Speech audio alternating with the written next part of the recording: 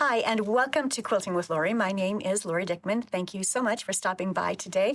I've got 3 fun projects that I want to share with you. We're going to be using our Speedy Solutions strip stash. If you're not familiar with my Speedy Solutions techniques, I do have a video which I'll link below that takes you through everything in my techniques book, teaches you how to get your scrap stash cut, sorted, organized, sorted, stored, and ready to use to make beautiful quilts. So I'll link the book set out there as well as the video. And here's the corresponding patterns book. Between the 2 books, you do get a total of 17 scrappy patterns as well as all the techniques that you need to get your sewing room and your quilting studio organized so that your scraps are ready to be used. And what I love to do in my videos is share with you different ideas on how you can use your scrap stash. So now let's get started on the 3 projects that I want to share with you in this video today. So for the first project, I am making a memory wall quilt for our pet that we lost in January. Her name was Bailey. We make memory quilts for family members who we lose and loved ones. And I think it's only appropriate that we make memory quilts for those family pets that we lose as well. And so I wanted to make something in honor of Bailey, who we had for almost 11 years. But what I've done, I've gone to my strip stash. I went to my strip container, and I pulled a lot of blues and creams and lights, etc. These are 2-inch wide strips. You could use any width of strip that you'd like, but I just went to my stash and pulled the 2-inch wide strips. And then I started making a background for Bailey's quilt. And let me move this out of the way. I started with the dark at the bottom, and I just worked my way up to the light. So this will be the sky per se. And then this is a piece of paper right now, but Bailey will end up being here, and I'll have her name here. And I may put the date of birth, like she was born in 2014 and we lost her in 25. So I might put that on there yet. I'm not quite sure. But it's going to be a simple wall quilt. It'll probably be around 16, maybe 18 inches wide. It'll probably be 24 inches long. Nothing real big, just something that I can use on the wall and we can remember her.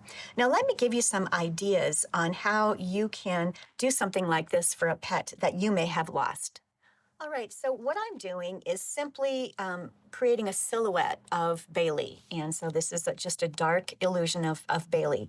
And what you can do to get free clip art is go out to something called freepick.com, and that's free pick with a K, and I'll have this linked in the description box. I'm not sure that you can actually see that, but just freepick.com, and it's with a K, not a CK. And you'll find all kinds of free images out there. And when I went out to that, and then I just simply Googled Boston Terrier silhouettes, and I received all kinds of feedback from that website.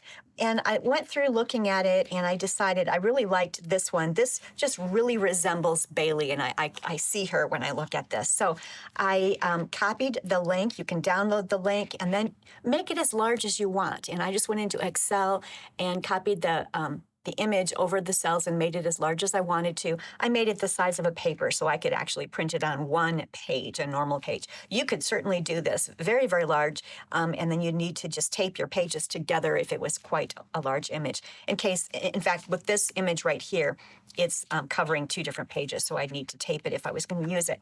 But I decided to use this one. And one thing you want to remember is that you want the images to be printed in reverse so that when you adhere them to the back of your fabric, it will be in the direction that you want the animal to go. I want Bailey, this is paper here, I want her to be looking this direction. So when I traced her onto this heat and bond, which I'm using is just a light heat and bond. You could use any sort of a fusible web paper back fusible that you might have. I made sure that it was mirror image, as you can see, so it's mirror image there. And I have traced her. And so what I'm going to do now, and then I've secured it to the fabric, wrong side of the fabric. And now when I cut her out, she will be facing the right direction. So that's just something to keep in mind if you want your silhouette to be going in a certain direction. So I will cut this out and I will have her available going this direction. And then I'll be able to identify where I want to place her on this quilt. And once I'm happy with where she is placed, then I can press her down and she will then be secure because of the heat and bond fusible that we have there. Now let's talk about the letters up here. Now, let's say, before I get to the letters here, let's say you don't have a printer or you don't have any access to printing out your silhouette or any of your letters or whatever you need at your home. You can certainly download it or share it with maybe Kinko's or FedEx, or there's different locations in most cities where you can take your files and they will print them for you. And they will even reverse image if you need them to be a mirror image. They can do that for you too. So that's something just to keep in mind. Now let's go to the letters. You can see here that, well, maybe not. When I'm looking at my screen here, this does look like it's going in the right direction, but as I'm looking at it here in person, it is not. It is mirror image. And so basically what you're going to do is take your heat and bond, and here is my heat and bond. This is the sticky side. This is the paper side, and you're going to place it. I went ahead and just trimmed it up so that I'm not using up so much of the heat and bond on the fabric. But I just grabbed a square here, and I started tracing, and I just used a pen. It's not very steady, but I just used a pen and traced this on the paper side of the heat and bond. And then I loosely cut it out. And so now these letters are ready, just like I did this Bailey. I did the dog the same way. Now these letters are ready to be pressed on here. And this is the wrong side of the fabric. So they'll be pressed on here once I cut them out. Then on the right side, they will be readable, they'll be correct. And here is Bailey. As I'm looking at the screen, I can see it in the right direction. I'm not sure if you're going to be able to see it mirror image or not, but as I'm looking at it down here on my table, it's definitely mirror image. I did the same thing. I took my this and I traced it onto the paper side of the fusible, traced it on that side, and now I can go ahead and fuse it onto the wrong side of the fabric. Let's say you do have a printer, but you're not able to reverse image the words. So all you'd have to do is, I've got Bailey up here and it's regular. You can flip it over, put this up against a window or something, and then trace it on the back end. And then you'll be able to see that. Then you can simply take your heat and bond, your fusible heat and bond, put it over that and trace it out, and you have what you need. So there's a number of ways to accomplish this. Now that I have my Bailey and her date of birth and death, which I may or may not use, I'm not sure, I'm going to go ahead and press this on this dark fabric. It's a nice batik here. I'm going to go ahead and press that and get these cut out. I am going to also cut her out, and then I'll bring it all back to the table. So I want to show you where I am so far. I've cut Bailey out, and this fabric that has the leftover adhesive backing on it, I put this in a container for collage quilting because you need different fabrics that already have that fusible backing on them. So I save all of that and I will use that in collage quilting. So that's what I do with that. I'll do the same with this leftover blue. Now I did trim up this made it a rectangle. I made the background an actual rectangle. So now I have some of this stuff that I will put in my crumb basket, and I will use this to make crumb blocks. So all of this is going to be used in something. It will have a home. Where it's going to go. Okay, here's where I am now. So Bailey has been cut out. You'll see on her silhouette, there were some areas that showed up in white on the free pick illusion or image that they sent me. So I wanted to make sure to accent those images or those areas on her image, on her silhouette. So this identifies her front and this identifies her face. So I've taken chalk and I've just, I simply cut through the paper there and identified where that was. Then when I press this down, I'll have to be careful I don't lose my chalk marks.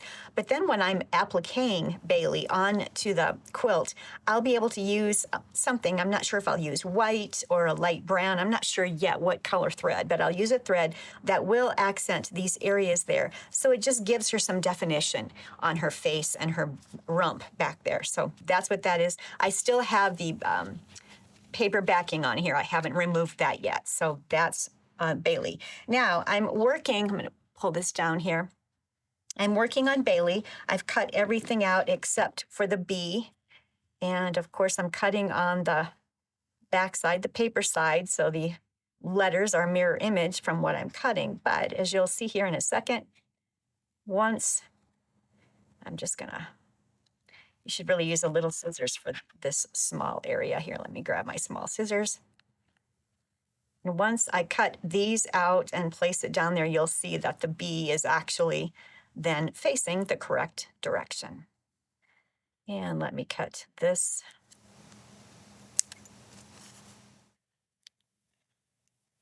I'm using a tiny little embroidery scissors to get into these small areas.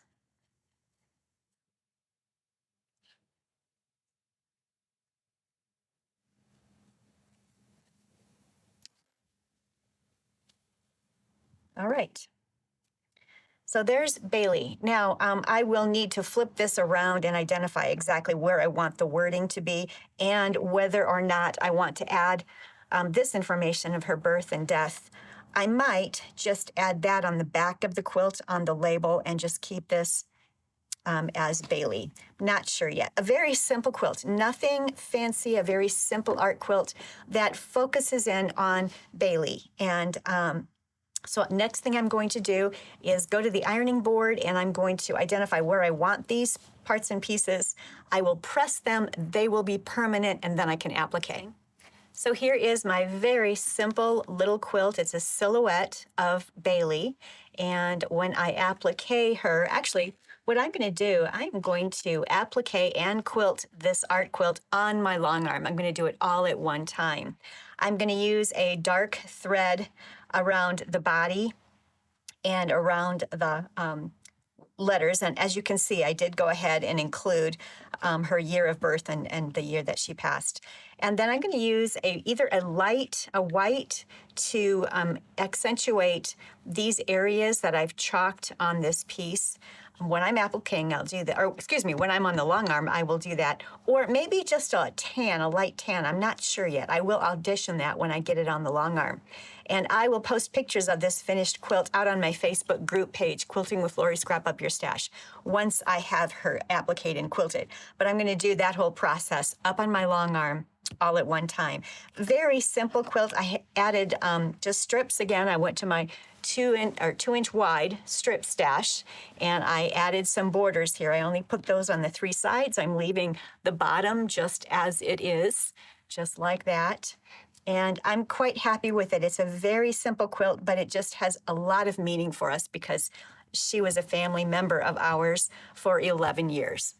Now let's head on to project number 2, using strips from your stash. All right, for this next project, we again are going to use our strips. And in this case, I have found a jelly roll, and I'm going to use the 2.5-inch strips from this jelly roll. You can absolutely just go to your strip stash and pull 2.5-inch strips from your stash. If you don't have 2.5-inch strips, you can certainly just find some yardage to do that with. You can cut up 2.5-inch strips from yardage. Now, I also have some yardage here, which will be for the large part of the triangle. And this is a very simple block. I'm sure many of you have made it. This part is a big floral triangle here, and I'm going to use this fabric for that large area. And this side is basically 3 strips of the jelly roll fabric. So I'm simply going to strip some jelly roll strips together, 3 of them. I'm going to take 2 light and 1 darker strip and just strip them together, and then I will be using a ruler to cut that. I'll also be cutting some large squares, which I will cut on the diagonal using my yardage, and then I'll match up those 2 triangles to create the block. So along with your jelly roll, make sure that you grab yardage from which you're going to cut 10-inch layer cakes, or maybe you have 10-inch layer cakes. I am using a light blue to go with this jelly roll, but you can choose any colors you want. They can be light, dark, whatever you choose. And now let me show you how I'm going to put this together. All of these 10-inch squares will actually be cut on the diagonal. So from each square, I will end up with 2 triangles for this block. It's called the Roman square block, a very, very simple block. Now let's identify how we want to put our strips together. And like I had mentioned, I would like to have the center of the strips to be a darker color. Let me kind of separate things here. All right, I've decided to split mine into 3 groups. So I have 3 of the lighter, 3 of the bold or bright, if you will, and then I have 3 that are going to be the mediums. And so when I sew these together, I'm going to sew a light, one from this pile, one from this pile, and one from this pile. And that's how I'm going to put my strip sets together. Each strip set is only going to have 3 strips in it. Let me go ahead and do one of those, and you'll see what I'm talking about. All right, so I've sewn 3 sets of 3 strips together. Kept changing my mind as to how I wanted them laid out, but I kind of have a darker one in the center of the strip sets. So I have these 3 ready to go. I have some 10-inch squares ready to go. I'm going to now get my OmniGrid ruler here, and I'm going to cut triangles from this, and I'm going to cut these 10-inch layer cakes, or these 10-inch squares, in half diagonally. To do that, I'm using a longer ruler and just lining it up corner to corner here. And this way I have 2 triangles from each block. So I will do that. Also, I will take these strips. I think I'll go ahead and fold them, so with every cut I'm getting 2 triangles. I want to match them up nicely. And I'm going to take my 9.5-inch OmniGrid ruler, which has a 45-degree line there across diagonally, and I am going to line that up at the bottom of the strip. I've got it lined up at the bottom here, and I am simply going to cut. And that's kind of hard for me to do this sideways. I'm going to have to move it.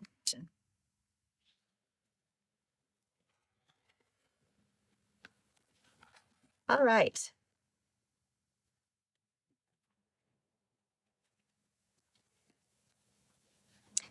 Now this 10-inch layer cake is a larger triangle than this one, but that's okay. What we're going to do is find the center of the 10-inch layer cake triangle, and we're going to find the center of the strip set triangle. And then we're simply going to match those first, and we will sew these together right along here. And then we're going to trim up the square. All right, I have sewn my strip set to the triangle, and it's ready. I think it's very pretty. It is going to have to be a 9-inch block, and then it will finish in the quilt at 8.5 inches. So the easiest way to square this up so you have a 9-inch unfinished block is to take your ruler. This is a 9.5-inch. You could use a 9-inch square ruler as well, but I happen to have a 9.5-inch ruler here. So what I'm going to do is line up my strip set on the 9-inch line right there, okay? So that is lined up perfectly, and then I will trim away the excess from these 2 sides, and now I have a 9-inch block. This will finish in the quilt at 8.5 inches. And it's beautiful. I can't wait to see what they're all going to look like. I'm going to go ahead and continue sewing my triangles to my strip set triangles and letting you see what that's going to look like. These excess pieces on the end, I'm going to throw those in my crumb basket, and that will get used up in crumb quilts. So I have a number of my blue background 10-inch layer cakes cut out, and then I cut them on the diagonal, so I have a number of triangles ready to go there. And you'll notice as I cut my strip sets, let me grab my OmniGrid ruler here.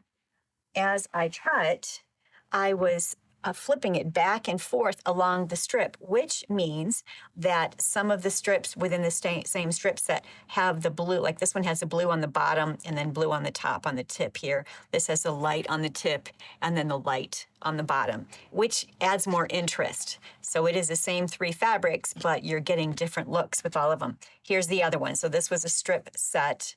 Actually, I'll lay it like this so you'll see what I'm talking about. And as I cut it, in one case, the light blue is on the bottom here, and it's the long strip, and here it's the tiny little tip of the triangle. Same goes with this light fabric here. So that is how I went through and cut all of these. I just simply kept flipping my OmniGrid along the strip and kept cutting, and this is what I've come up with. So we've got a variety of triangles here to put together with our background triangles. I'm going to press and find the center on each of them, quickly stitch them together, and then we're going to lay them out.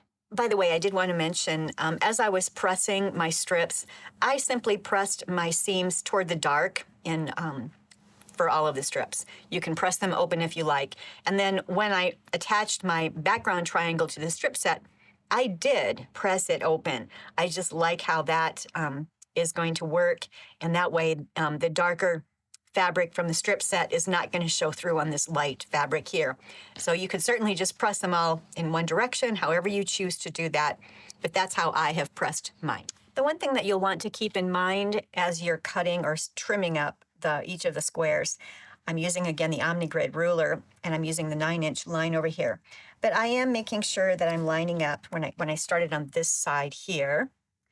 I made sure to line up that point there where the 9-inch line is on the diagonal line there. And I also lined up this 9-inch point on that diagonal line. So there is some fabric down here that will be cut away in a moment.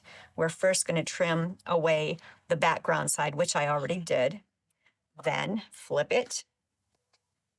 And now again, take that 9-inch dot or the area there where it's the corner and line it up on the diagonal point right there.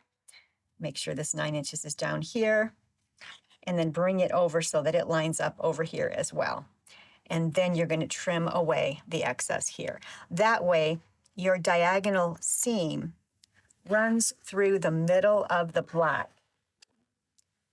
instead of having the diagonal seam cockeyed. You want to make sure that diagonal seam really does run corner to corner so the blocks go together very nicely.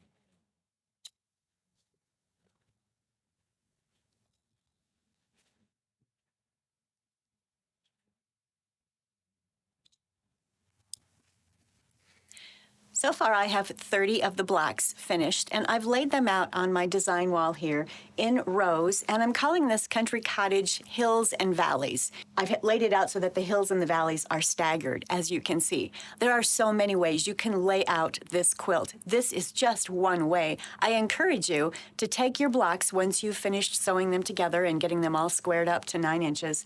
Then just go ahead and start laying it out and start playing on your design wall or on your floor and create something that's totally you, something that really speaks to you, that makes you happy, something that you would like to create for your quilt.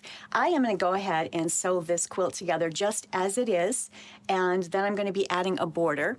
And here is the Country Cottage Hills and Valleys quilt. It's complete. I did put a cut 2-inch cream colored borders, which finished in the quilt at 1.5 inches. And then I cut 3.5-inch outside blue borders, and they will finish in the quilt when it's done at 3 inches for the outside borders.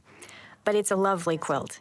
So the last thing that I want to share with you in this video is how to use up these strips of fabric. These were the crumbs. If you remember, I tossed all of this into my crumb basket, and I've gone and just pressed them all flat.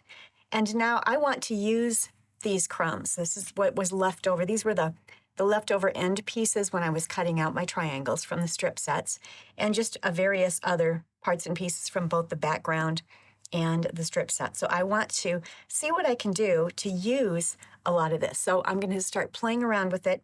I would like to make a pillow cover for a pillow of mine upstairs. And so that is my goal. So I'm going to lay this all out and see what I can come up with.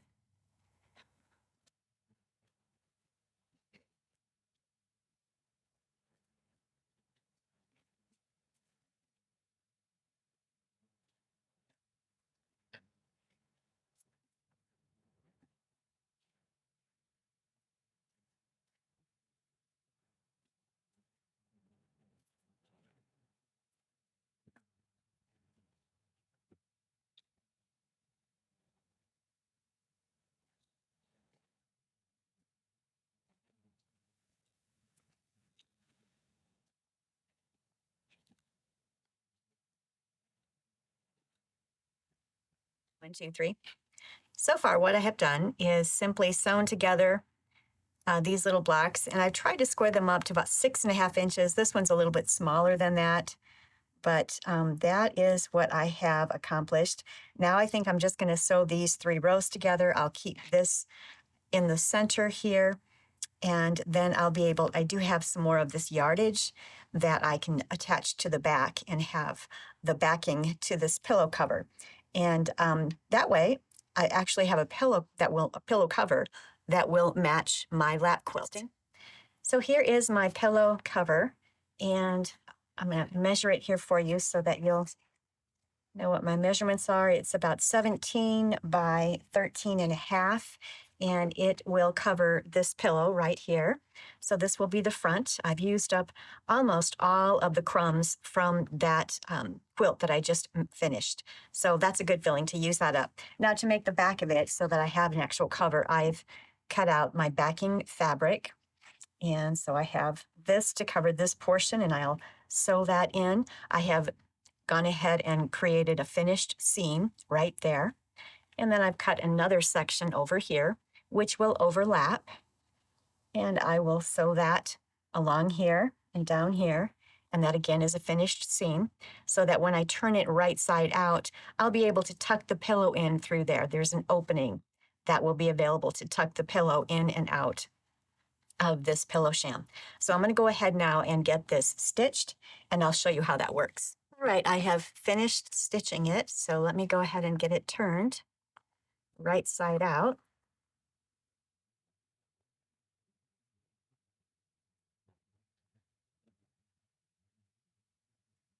There you go. And as you can see, there's the opening there for me to be able to put the pillow inside. And there is the sham. I'm going to take it and get it pressed. And here are the completed projects from today's video. So we have the beautiful country cottage hills and valleys quilt, and of course that quilt can be made by taking those blocks and rearranging them to make all different designs. There's so much you can do with that. And then of course we did the pillow that matched. This is the sham that matches the lap quilt. And then we have the pet pillow that was made from strips. So everything here was made using strips, and as well as the crumbs.